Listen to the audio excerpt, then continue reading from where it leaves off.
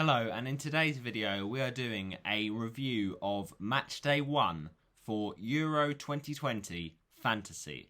And it's fair to say, for my team called Control Alt Delete, it was a very strong week. A strong first week of this game. I'd never played it before and it is cool. I like it. You know, it's very immersive. Each day you change the captaincy and change the players and try and get the best out of the squad you've got. And it's fun. It is fun. So far it's gone well, but yeah, it'll be interesting to see how we get on in match day 2. Obviously, I have done my preview for that, and I kind of changed my team basically from the previous week. So I got to be honest, it might have changed a little bit, but we put the final team in the description anyway, so yeah, you got to allow it. But basically, it's 1-0 right now to Russia. They got the goal, an absolutely fantastic individual goal from Alexei Miranchuk, and Pukki, absolute letdown for anyone that had him. He's gone off and he's done nothing. So no Pukki party, it's at least for the Euros so far. But maybe for the Prem, who knows? The Premier League fixtures released today. At some point, you know, if in a week's time or something, I'll react to those fixtures and compare to how I predicted. The sneak peek is it wasn't good. But in general, it will be interesting to see how that kind of fixture does go about in the season and what happens next season. It will be fascinating. But we are going to be today looking back at my Euro Fantasy team from Matchday 1, and it was just a really good week. All in all, a lot of things went well. So let's start off with my original starting team, if that makes sense. So in goal, we had Donnarumma, and we weren't looking for much here because it was Turkey. It was going to be nervy, the first game of the tournament, so we just wanted that base 6 points, move on really from there, and that's exactly what we got. Donnarumma, very reliable, safe pair of hands, and he didn't have many chances to save, but he made the odd good save against Turkey and just looked very, very solid all game, so you can't complain with that. And 6 points, yeah, we'll take that. Then we had Pau Torres, and he was on the bench. So let's actually talk about the players we started originally. The first man we had was Jason Denayer, and it's hilarious, isn't it?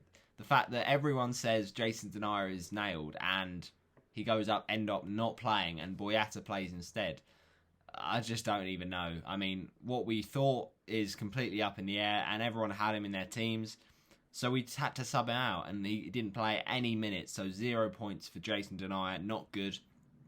Our second defender was Maeli for Denmark, and he does have more goal threat than Kajar, so that's why I doubled up on the defence. On another day, Denmark would have been really good and got a clean sheet. They were, as it stands, on a clean sheet if that game had been cancelled, but where it stopped, just, you know, it was 0-0. It was a horrible moment for Christian Eriksen. And good to see that, you know, he seems to have come through it. He seems to have been stabilised somewhat. But it was a very good performance from the Denmark defence up to that point. But it was just they were lacking that kind of goal. And then the game restarted. Whether it should have, I don't think it should have. The players weren't in the right mindset. And I think UEFA had a bit of a nightmare there. But basically, they went on and finished the game. And Finland, you know, cruelly, in Denmark's point of view, go on and win the game, and that's the clean sheet wiped for Maeli. So, you know, I'm not going to complain at all about the Denmark game. It really shouldn't have gone ahead, and the fact that it did go ahead is, you know, amazing. The fact that both teams were willing to do it, and that Eriksen wanted them to play on, but, you know, it was just a very, very sad day in general. So, yeah, we don't really mind about that. 2 points from Maeli, also 2 from Kajar. And, you know, he doesn't have as much goal threat, but he certainly is a leader. And he really showed that in the moments where Eriksen had that worry. And, you know, he did so well to keep Eriksen's, you know, position in the right position. I've just repeated it. But, you know, to get him into the recovery position for the CPR and to, you know, avoid him from being in more trouble by by swallowing his tongue perhaps, and, you know, having a lot of difficulty through that. He just did so well, Kajar. He was ultimately so quick to react and so quick to help, and the medical team did amazing. So all in all, you can't fault that Denmark team. They were absolutely fantastic, and the fans as well.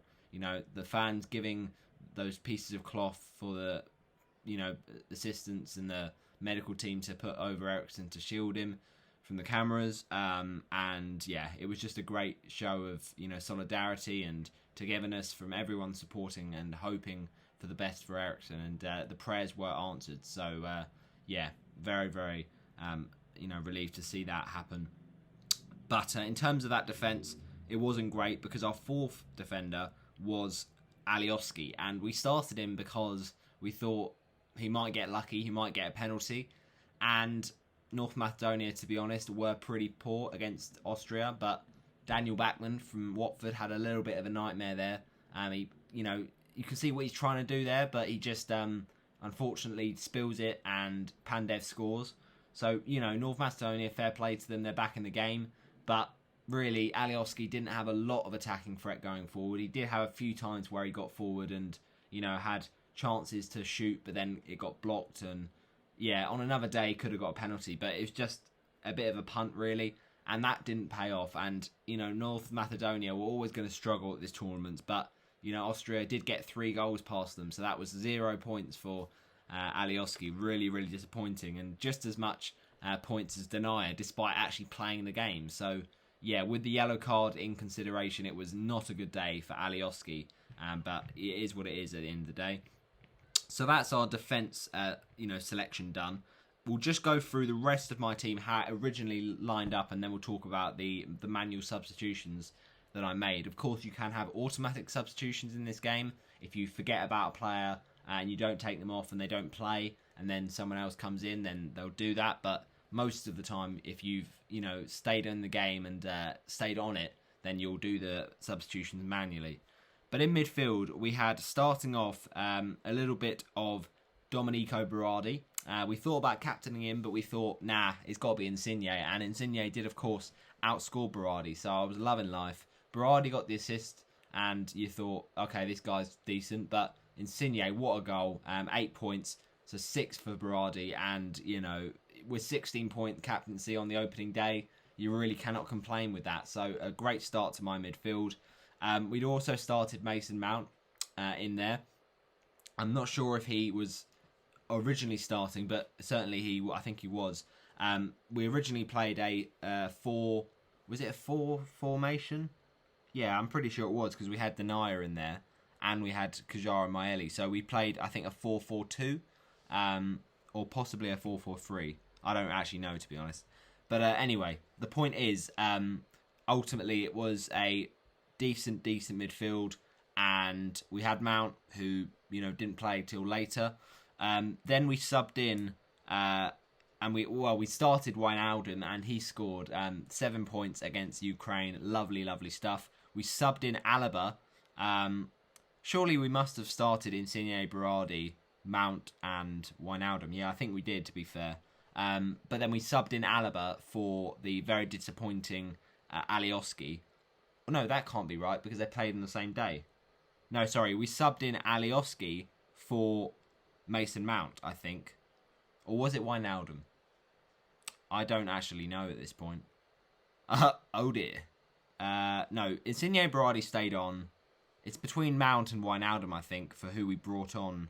Oh, I know who it was. Don't worry. I left that midfield as it was. We had Insigne, Berardi, Mount, and Wijnaldum, and then up front we had Lukaku and Depay. But basically, what we did was we subbed out for Alioski. We brought in Pau Torres for Alioski. Now I remember. No worries. And then so Mason Mount came in from the start. He was always playing, and then Alaba came in for Denier. That was it. The reason I did Alaba for Denier is because Denier just didn't play, and I thought Alaba was playing on that Sunday night, so it made much more sense. In hindsight, maybe I should have, brought on off a defender sooner, if that makes sense. Because basically, I made it so that when I was at the end of the week, I couldn't bring on a forward for a defender, because I'd already only had 3 defenders. If I'd have had 4 defenders, then I could have done that. But I basically couldn't. But the nice thing with Alaba was that he did, of course, get that assist off the bench. Really good ball in and steered home in the end of the day by Gregorich, I think it was. And yeah, very good assist for Alaba, so we're loving that. Mason Mount was close, very close to returning, but not quite. Got 3 points because he just got a clean sheet. But the free kick, I thought that was in, and he was unlucky there, so that's a shame. Wijnaldum, 7 points. Again, very good. And, alright, you can say he wasn't that involved in the game, but he gets goals for Netherlands. He has a very different role to play than he does for Liverpool. For his, national team, he's, always picking up the scraps, always having shots at goal. He didn't have too many shots in that game against Ukraine, but the key thing was he was clinical. And, hopefully he can carry that forward in the competition. 7 points, nice little goal after the, goalie spilled it. A little bit like that moment from Bachmann. But then up front, we had Depay, and we had him against Ukraine. We thought, let's not captain him because we were happy enough with the next guy I'm going to talk about. But I thought that, Depay would at least get something against a weak defence of Ukraine. So, yeah, pretty underwhelming. But with Depay, he does struggle for confidence. He does score against the lesser teams, as we saw versus Scotland. But can he do it regularly? I don't think he can. And Netherlands did just scrape through in that game. So they weren't convincing, to be fair. But Depay, didn't do anything. 2 points, not good at all. But the man next to him did really, really good. And we originally had it on Insigne, so that was 16 points for the captain. But then we saw that Russia game on Saturday night, and we thought, when you think about it, Russia defensively, they are quite susceptible to, conceding. And Lukaku is so clinical. Why not captain him? It was a risk, but it was a risk worth taking, because I had a feeling Lukaku would get at least 2 goal contributions, and he did just that. 2 goals, 2 shots. You don't get more efficient than that, and he is joint top scorer alongside the next forward I'm going to talk about, and also Patrick Schick. So yeah, very, very happy with Lukaku. To get the captaincy on him was a great choice. He outscored Insigne by 4 points, and every point counts. So, 20-point captain, you really cannot complain with that. And once I'd got that, and I'd secured that, I was very happy to not twist again. I was going to stick with that for the rest of the week. So then, next to him, the man who also did very well and is one of the joint top scorers, Cristiano Ronaldo. And Depay was so disappointing, so we did sub out Depay for Ronaldo. But Ronaldo didn't just get a goal. He got 2 late goals. And I'll admit, it was the late show from Portugal. And if you haven't catch my match review of the game against Hungary, then make sure you do. It'll be up on the channel soon. But basically, yeah, Ronaldo was, in the first half, completely off it, giving the ball away a few times, missing that kind of sitter. But the key thing with Ronaldo is he's got the mental capacity to bounce back, mental strength. He never gives up, Ronaldo, and he is so driven to get the goals and get in the right positions. And second half comes about, Portugal rank it up a gear, and basically they just get to the goals from that penalty, and Ronaldo never looked like missing that. He just put it away so confidently and so brilliantly. And then, of course, the second goal from Cristiano, that is a great team goal. So I'm buzzing with those 10 points. And, of course, it didn't make a difference whether I'd captained Lukaku or Ronaldo. So, yeah, absolute loving life. And Depay didn't do much at all, but Ronaldo did a lot coming off the bench. So finally, we talk about our team in terms of the bench that we had. And that was basically all the players we either forgot to bring in or we decided to bench. Now, I say forgot. It wasn't. Basically, we had the clean sheet from Donnarumma, so there was no need for us to go and sub in a new goalkeeper, especially the fact he was playing for Finland, he was playing against Denmark, and, he was 4 million. All right, you can say that prices sometimes put you off, but I had the clean sheet. It was the goal achieved already, but no. We have to bench him, and he gets a penalty save and a clean sheet in that unbelievable game of a different circumstance. Maybe Eriksson takes that penalty, and, it's a different game. But Hiradeki, fair play. He was amazing. Made a lot of saves in the game and got save points. Of course, there's no bonus points in this game, but he's still got an amazing 13 points. So, yeah, that basically was a real kick in the teeth. And I actually saw that it turned out not starting Hiradeki was kind of the reason I didn't finish top in a lot of my mini leagues. I had a great week, but I was just like a few points off being top in them. So yeah, that's really a bit frustrating.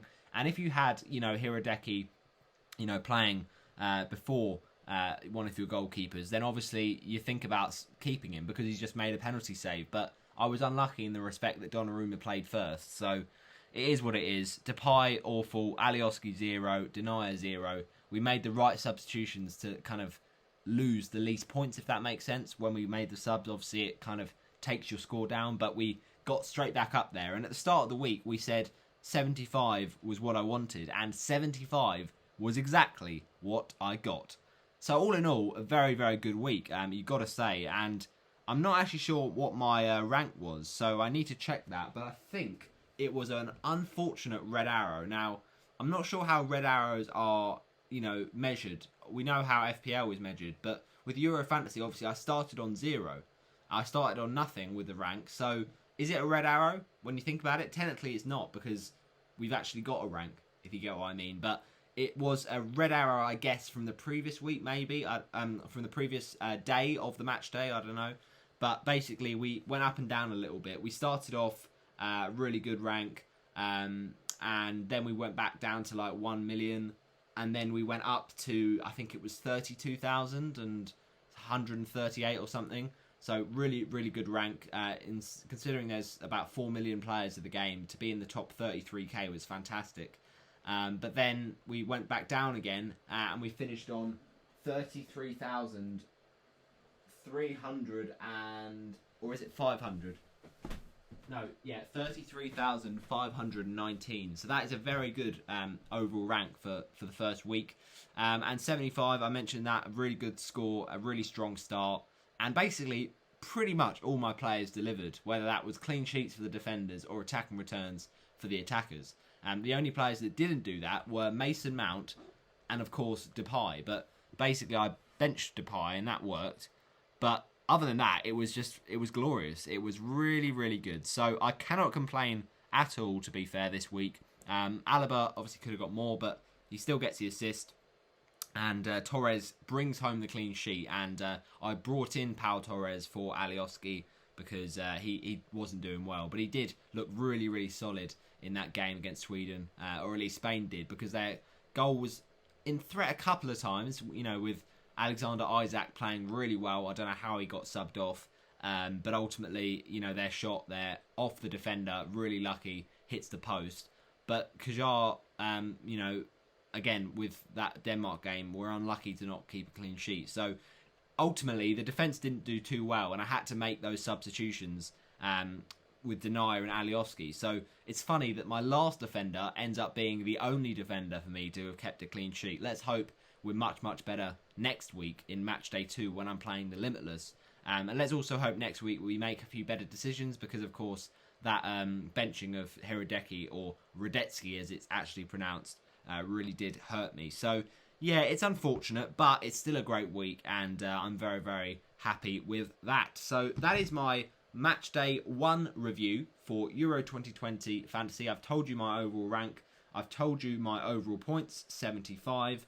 And we're pretty confidently loving life at this point. So just to quickly wrap up, we are currently in a few mini leagues, and I'll tell you which ones or how many of those mini leagues we are currently winning in. It was at many different points in the week. It was starting off as 3, and then it was 4, and went up to 7, and then down to 4 again. But now, as it stands, going into Matchday 2, which is being played, it's still 1-0 to Russia against Finland. We're top in 1, 2, 3, 4, 5, 6, 7. Oh, okay. We are top in 7. That's really good. So one of the group, the teams, we're actually top. I don't believe this, but we're actually top on alphabetical, because someone else has got 75. So that's a bit lucky, but we'll take it. The next league, we're top by 1 point. So, every point counts. I said that before.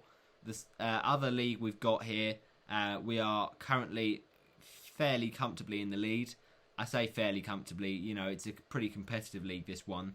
But with 75 points in this league, I am looking at around about... Oh, why is it glitching out now? Now I don't have the internet connection, of course. Typical, isn't it?